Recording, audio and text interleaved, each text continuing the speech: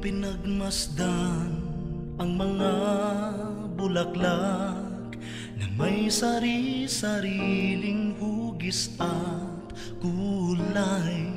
Aking tinanaw ang mga puno, iba't iba man ng dahon.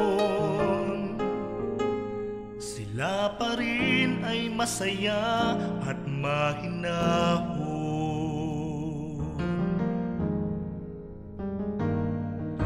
Kaya't di waglit sa isipan ang salitang ako, ikaw at siya,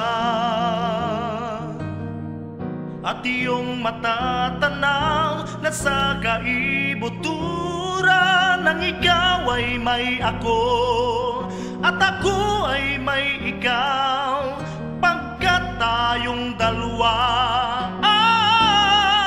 tayo ay isa.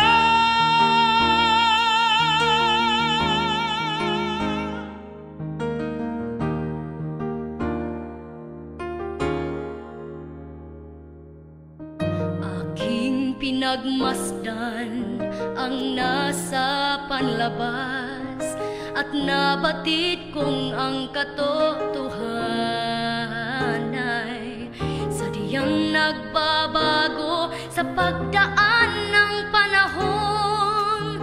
Suriin mo ito upang ika'y sadyang magmahinahon.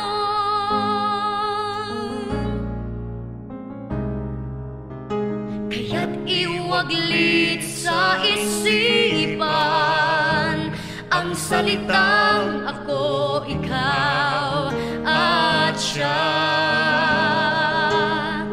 at iyong matatanaw na sa kaibuturan ng ikaw ay may ako At ako ay may ikaw, pagkat tayong dalawa,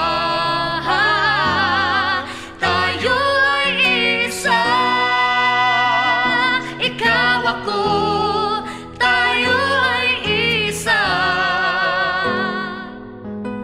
Tayo ay lubos na pinagsama dito sa kaibuturan ng katotohanan.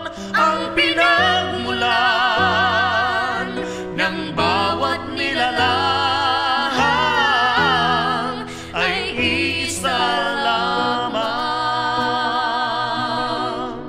Kaya't bigyang laya ang mga sarili Sa labis na pagkamakasarili, sapagkat